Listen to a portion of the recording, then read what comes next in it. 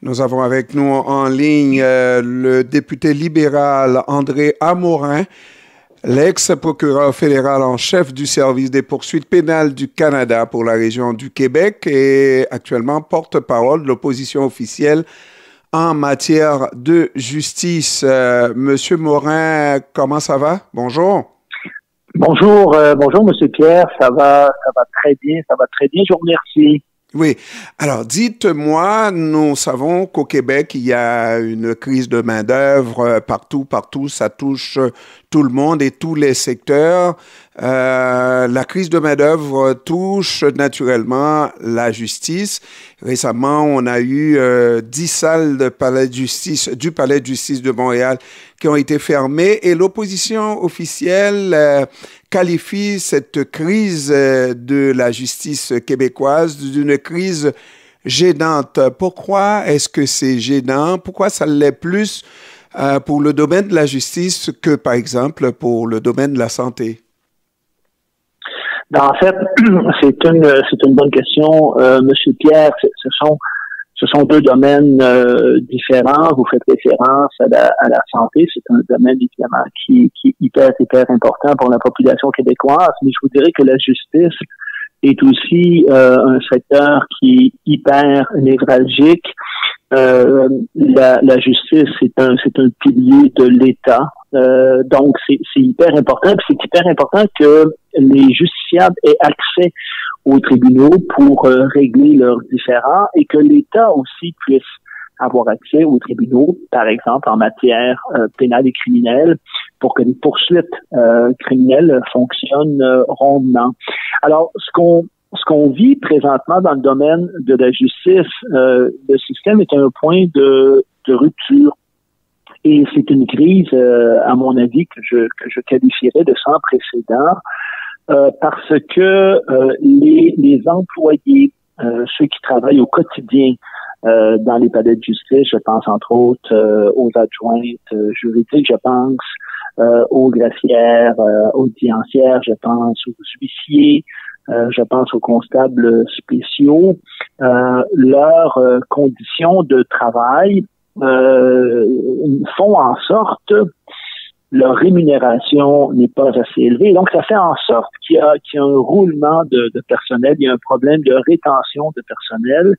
Et sans personnel, les tribunaux ne peuvent pas fonctionner. Et c'est un peu, au fond, ce que je décrivais hier, et c'est un peu aussi ce qu'on nous rapportait dans les journaux cette semaine, et c'est la raison pour laquelle plusieurs salles au Palais de justice de Montréal, par exemple, ont été fermées.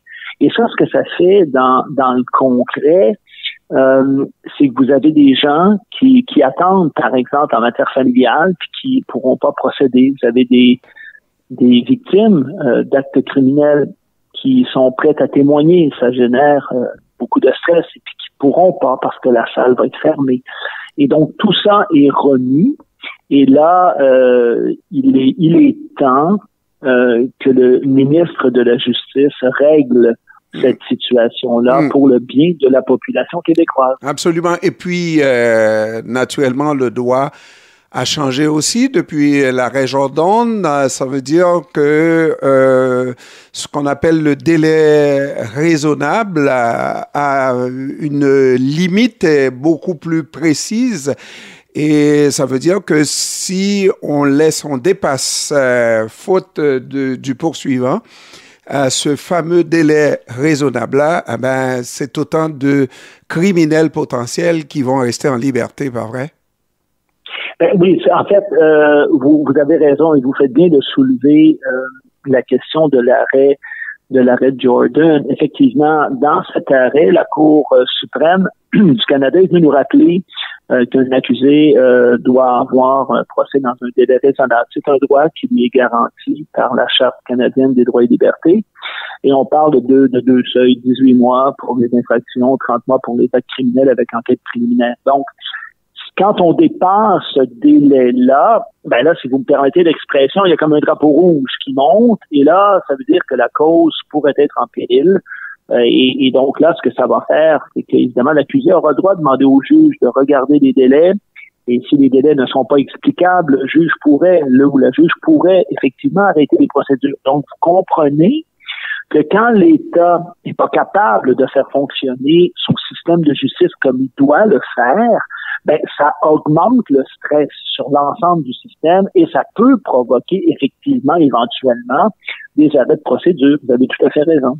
Et puis, quand même, le Québec, c'est un pays riche, on va l'appeler comme ça, et on entend des situations comme ça dans des pays qu'on appelle républiques bananières, n'est-ce pas? Ça ne devrait pas nous toucher. Qu'est-ce que le gouvernement devrait faire pour arrêter l'hémorragie et tout de suite? Et comme vous avez parlé, je vais en profiter puisque nous n'avons pas beaucoup de temps, vous avez dit que c'est une situation de crise sans précédent, mais c'est aussi pour la première fois qu'on voit une juge en chef décider de changer les règles du jeu qui risque d'affecter aussi la tenue d'audience dans nos salles de cours et tout ça qu'on met avec des salaires qui ne sont pas tellement attrayants dans le domaine de la justice, l'explosif est là et tout peut arriver. Qu'est-ce que le gouvernement doit faire pour arranger les choses?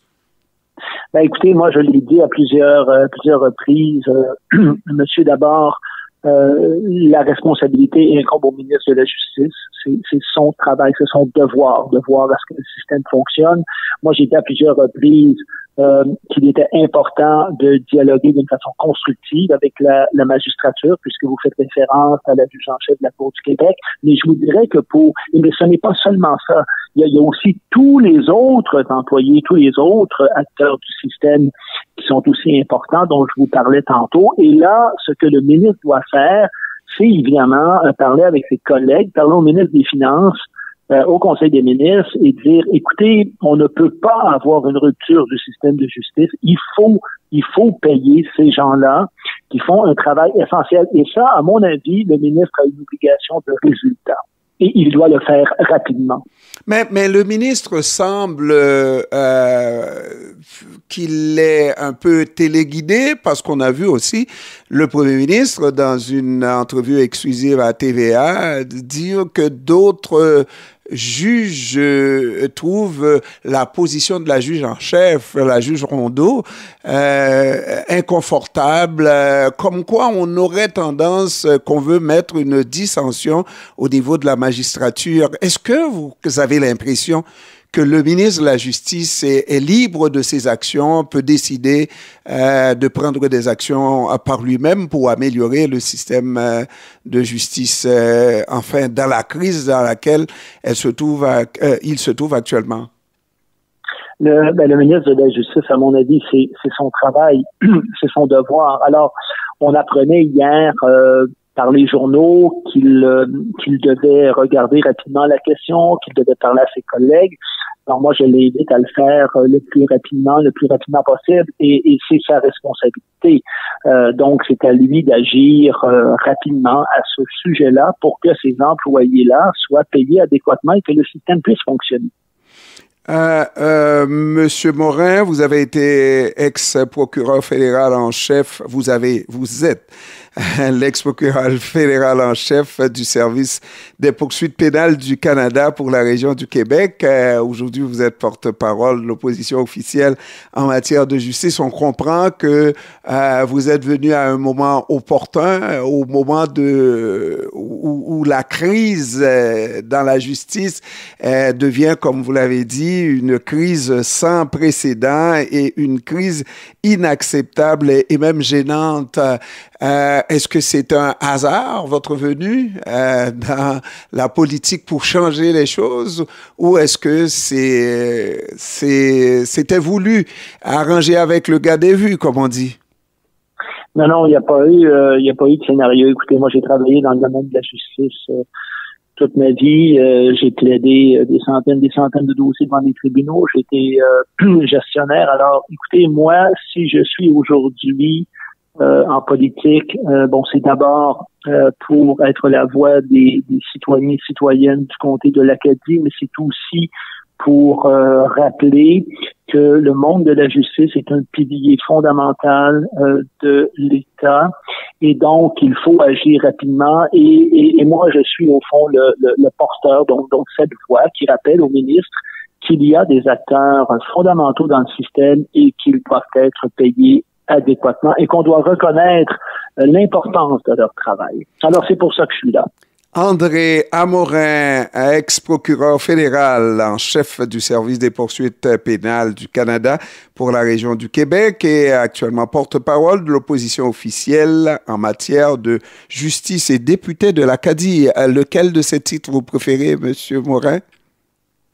Ben, écoutez, moi, d'abord et avant tout, je suis député du comté de l'Acadie. C'est ce qui m'a amené au Parlement et c'est un véritable privilège pour moi. Ils me font tous la même réponse. Député d'abord. Merci beaucoup, Monsieur Morin, et bonne chance et bienvenue. Je vous en prie. Bienvenue à la législature québécoise comme député de l'Acadie. Merci beaucoup, Monsieur Pierre, et bonne journée. Au revoir. À vous aussi. Au revoir. Au revoir.